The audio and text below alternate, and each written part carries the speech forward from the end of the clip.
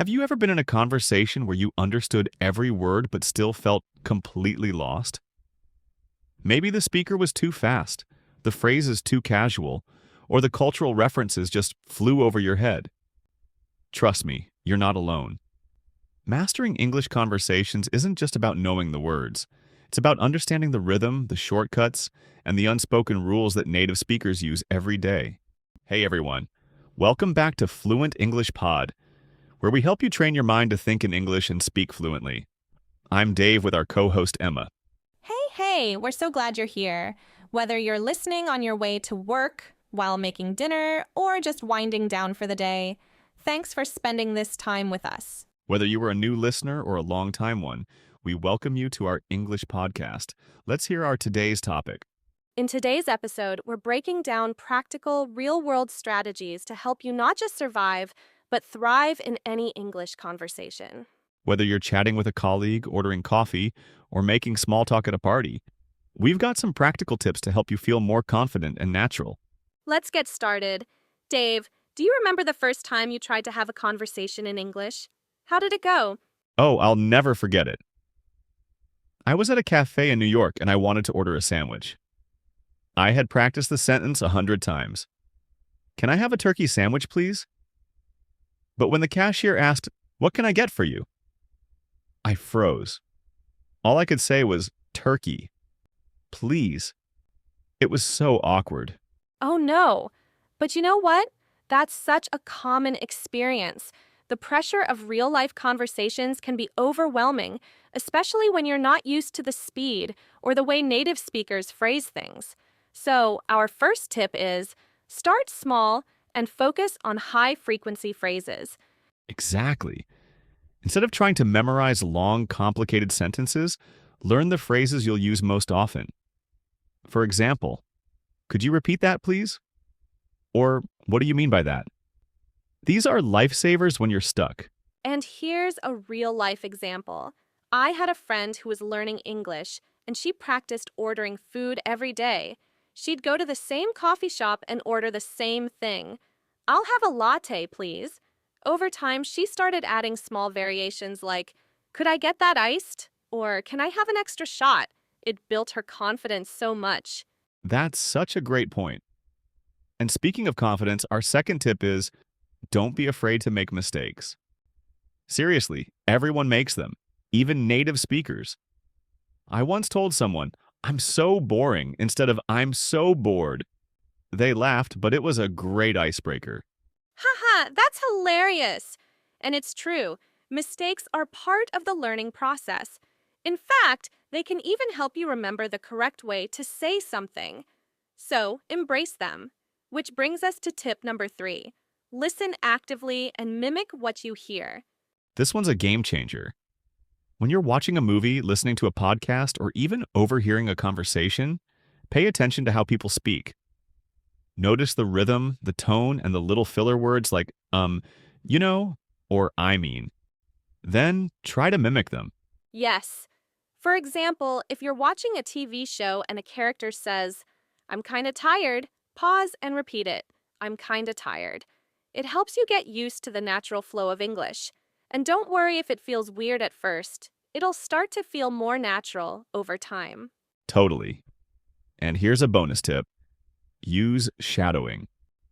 Before we elaborate our bonus tip, let's move into our difficult words segment, in which we will explain the difficult words we use, their meanings with an example. First word is overwhelming. Something is very intense or difficult to deal with. For an example, I am overwhelmed by the grammar rules in English. That's a good one. Next up, we have lifesaver. It means something that really helps you in a difficult situation. For example, learning phrases like, "Could you repeat that, please?" can be a lifesaver when you don't catch what someone just said. So true. And here's another tip. Try to mimic how native speakers talk. Mimic means to imitate or copy the way someone speaks or acts. If you listen carefully and repeat what you hear, your pronunciation will improve a lot. Yes. And while you're mimicking, pay attention to intonation. Intonation means rise and fall of the voice when speaking. English speakers use intonation to show emotions. Like when asking a question, the voice usually goes up at the end. Right. So, if you say, "You're coming with us," with a rising tone, it sounds like a question. But if you say, "You're coming with us," with a flat tone, it sounds like a statement. That's such a great point. So listeners, try practicing these words. Overwhelming, lifesaver, mimic, and intonation. And most importantly, have fun with it. Dave, seems like that's all for difficult word segment. Let's continue our discussion. We stop in technique of shadowing. Dave, can you explain it? Of course, Emma. That's when you listen to a short audio clip and try to repeat it exactly as you hear it, matching the speed and intonation. It's like training your brain and mouth to work together. Love that. Now, let's talk about tip number 4. Learn the shortcuts. Native speakers don't always speak in full sentences. We use contractions, reductions, and slang all the time. For example, "I'm gonna" instead of "I'm going to," or "wanna join" instead of "do you wanna join?" Right.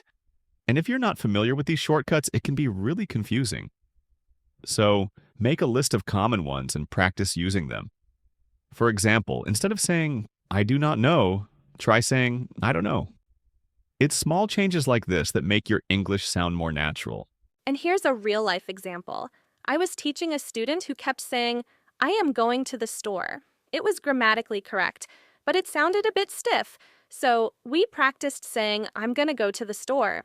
It made a huge difference in how natural she sounded. That's awesome. Now, tip number 5. Use context to your advantage. You don't need to understand every single word to follow a conversation. Focus on the main ideas and use the context to fill in the gaps. Exactly. For example, if someone says, "I'm so hungry, I could eat a horse," you don't need to know what "eat a horse" means to understand they're really hungry.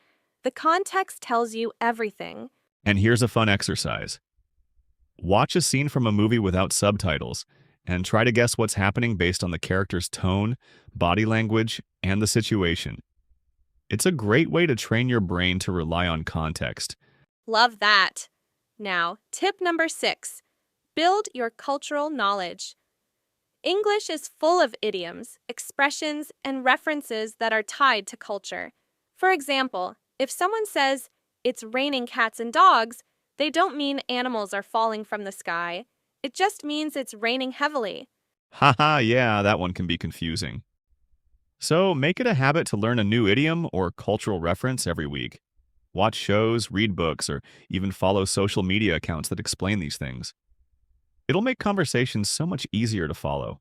And finally, tip number 7. Practice, practice, practice. The more you speak, the more comfortable you'll feel. Find a language partner, join a conversation group, or even talk to yourself in English. Every bit of practice helps. Absolutely. And don't forget to celebrate your progress no matter how small. Every conversation you have is a step closer to fluency. All right, listeners, it's time for our favorite segment of the show, Fun with Words. This is where we challenge your English skills in a playful way, and today's activity is all about tongue twisters. Tongue twisters are a fantastic way to improve your pronunciation, fluency, and even your confidence. Plus, they're just plain fun. That's right, Emma. Tongue twisters are like a workout for your mouth and brain. They help you get comfortable with tricky sounds and fast-paced speech. So, here's how it works. We'll say a tongue twister slowly first, and then we'll speed it up. You can repeat after me, and don't worry if you stumble. It's all part of the fun. Ready? Let's start with a classic one. She sells seashells by the seashore. Say it with me. She sells seashells by the seashore. Now, let's speed it up. She sells seashells by the seashore. How did you do? If you nailed it, great job. If not, keep practicing. It's trickier than it sounds. All right, here's another one. How can a clam cram in a clean cream can? Say it slowly. How can a clam cram in a clean cream can? Now faster. How can a clam cram in a clean cream can? Haha, that one's a mouthful, isn't it? But it's so much fun to try. How did you do? If you managed it, you're a tongue twister pro. Great job, everyone! Tongue twisters are a fantastic way to practice your English while having a laugh. Try these out with a friend or even in front of a mirror. It's all about having fun while learning. All right, that's a wrap for today's episode. We hope you found these tips helpful and that they make your English learning journey a little less overwhelming. Remember, every small step counts. Keep practicing, mimic native speakers, and pay attention to intonation. Before you know it, you'll be speaking with more confidence. And don't forget, mistakes are just part of the process. Every time you try, you're improving. That's right. So stay consistent, stay curious, and most importantly, enjoy the journey. Thanks for tuning in to Fluent English Pod. If you enjoyed this episode, don't forget to follow us for more tips and tricks to improve your English.